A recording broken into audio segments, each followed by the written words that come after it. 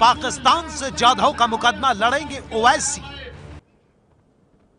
स्वागत है आपका आज की तारीख में। मैं अभिसार शर्मा। आज इंसानियत की अदालत में पाकिस्तान के खिलाफ जाधव के पक्ष में भारत के सांसद असदुद्दीन ओवैसी एक मुकदमा लड़ेंगे। ओवैसी की ज्वलनशील दलीलें पाकिस्तान के पाप को जलाकर खाक कर देंगी, उससे लगातार एक्सपोज कर देंगी। आज ओवैसी की आवाज हिंदुस्तान के जज्बातों का ज्वालामुखी बनेगी। इस मुकदमे में पाकिस्तान बुरी तरह हारने वाला है। इसके बाद पाकिस्तान प्यार और मानवता की आड़ में अपने कुकर्म नहीं छुपा पाएगा। सुनिए पाकिस्तान के खिलाफ ओवैसी की बहस और जानिए खुद को इस्लामिक राज्य बोलने वाला पाकिस्तान कितना बड़ा कुफ्र कर रहा है कमांडर जाधव के साथ। ओवैसी के आईने में पाकिस्तान के इस्लामिक राज्य का उतरता मुखौटा देखिए।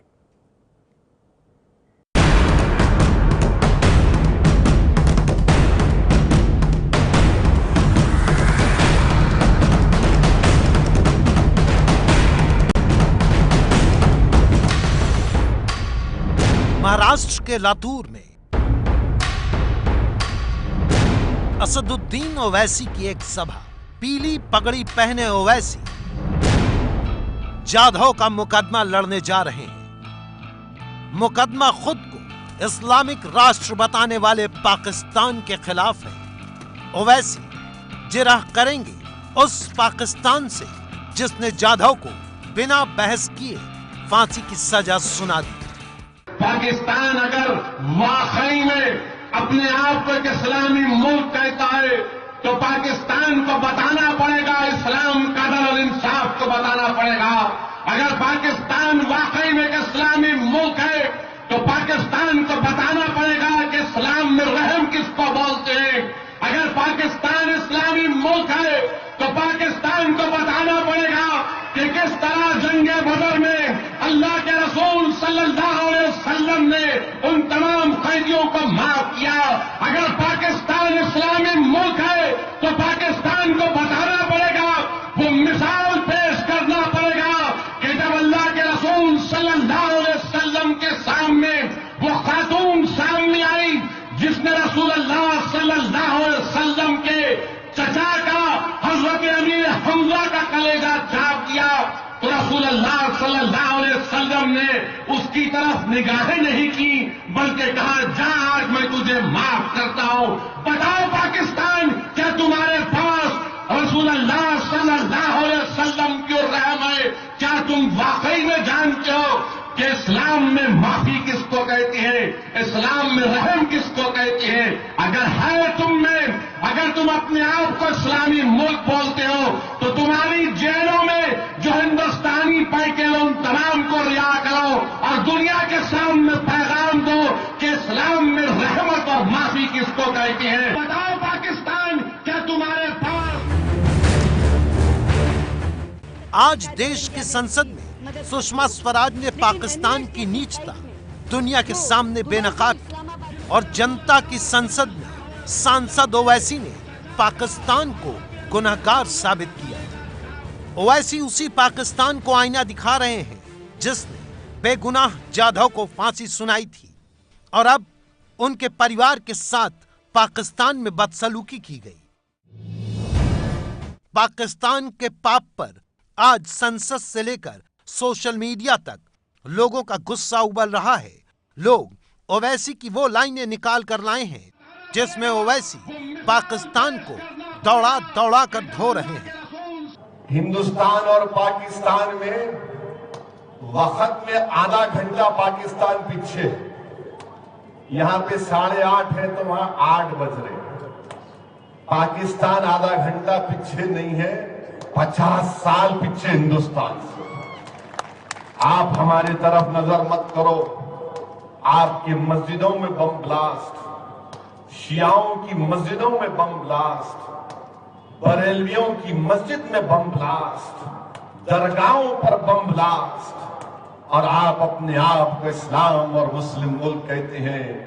बताओ मारने वाले क्या आसमान से आए थे तुम्हारे पास? अपने मुल्क की फिक्र करो। बताओ पाकिस्तान, क्या तुम्हारे पास? ये वीडियो 8 महीने पुराना है। उस वक्त का जब पाकिस्तान के मिलिट्री कोर्ट ने जाधव को फांसी की सजा सुनाई थी। पाकिस्तान पर यह हमला ओवैसी ने इसलिए बोला था क्योंकि उसने निर्दोष जाधव को जासूस साबित करने में बेहद जल्दबाजी दिखाई, ऐसी कि दुनिया उस पर खुलकर हंसी। हम पाकिस्तान को बताना चाहते हैं कि आपकी मिलिट्री की अदालत ने बगैर किसी वकील का तकर्रुर किए, बगैर कोई सबूत के वहां की अदालत ने, मिलिट्री की अदालत ने फैसला सुना दिया। हकीकत तो यह है कि कुलभूषण जाधव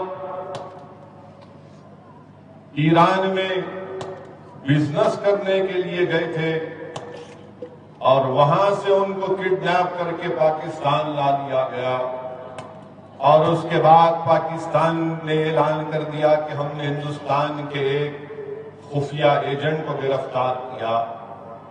हम पाकिस्तान से बोलना चाहती हैं कि क्या कोई हिंदुस्तान का पासपोर्ट रखकर पाकिस्तान को जाएगा खुफिया एजेंट बनकर?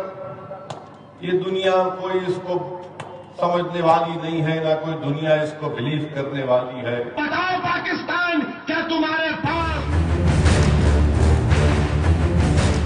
इस मौके पर ओवैसी ने पाकिस्तान को यही नहीं छोड़ा, उन्होंने पाकिस्तान को उस आतंकी कसाब की भी याद दिलाई जिसने पाकिस्तान से आकर भारत में 26/11 को अंजाम दिया था। ओवैसी ने डंके की चोट पर बताया कि कैसे भारत एक न्यायप्रिय देश है और उसने कसाब जैसे आतंकी को भी कानून की सारे मौके खुद को बचाने के लिए दिए थे। और जब सुप्रीम कोर्ट ने कहा कि नहीं इस पर सजा बरकरार होगी, तो फिर अजमल कसब को हमने फांसी के फंदे पर लटका दिया। मगर ये इंसाफ हिंदुस्तान ने किया, नवाज शरीफ, और तुम्हारे मुल्क का अदलिया एक वकील को भी मुहैया नहीं कर सकता।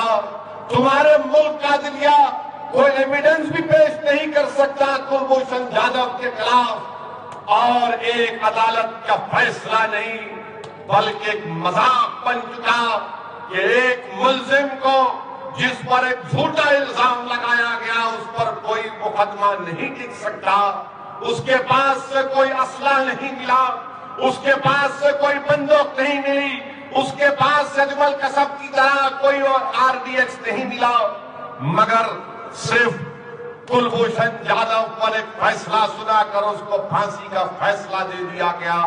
बताओ पाकिस्तान, क्या तुम्हारे पास? पाकिस्तान ने जाधव पर सिर्फ फांसी का फैसला नहीं दिया था, उसकी घटिया सोच देखिए। अंतर्राष्ट्रीय दबाव में जब जाधव से उनके परिवार को मिलाने की बारी आई तो वो बदसलूकी पर उतर आया और जाधव की पत्नी के जूते में एक बड़ी साजिश को खोजने लगा। लेकिन उसका यह चरित्र अब अपने ही देश में आलोचना का विषय बन चुका है। पाकिस्तान मीडिया में बैठकर अपनी राय देने वाले कुछ समझदार लोग पाकिस्तान की इस नीति को पानी पी पी कर कोस रहे हैं।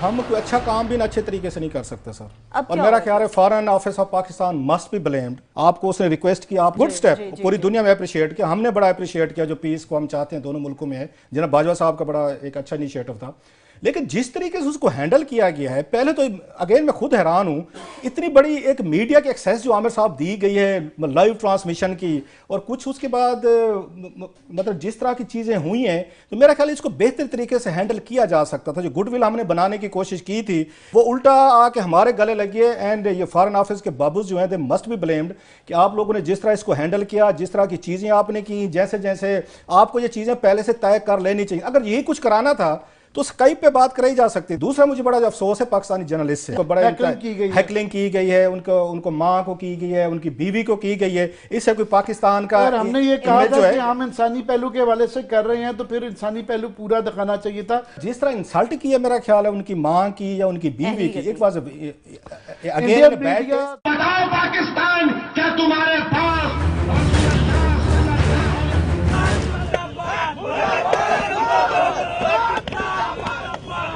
पाकिस्तान की गिरी हुई हरकत का जगह जगह विरोध हो रहा है। संसद में भी पाकिस्तान के खिलाफ यही आवाज उठी।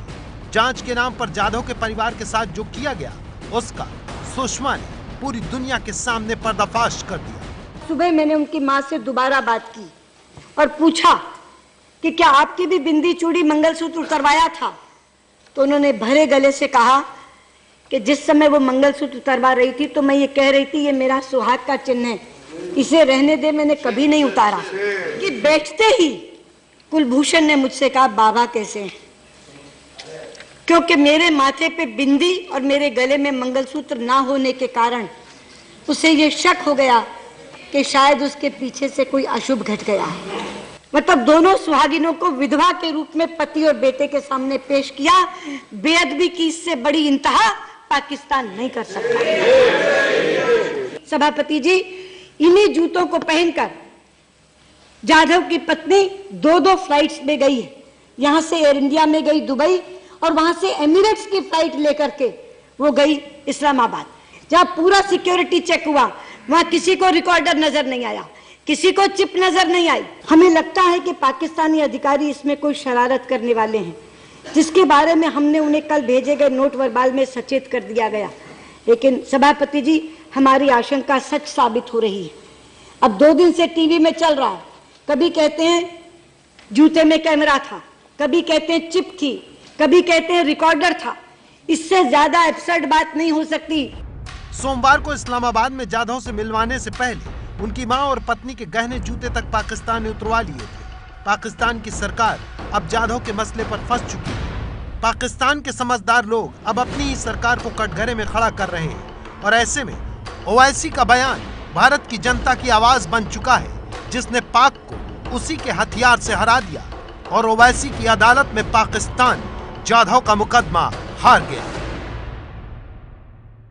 अगर पाकिस्तान वाकई में एक इस्लामी मुल्क है तो पाकिस्तान को बताना पड़ेगा कि इस्लाम में रहम किसको बोलते हैं।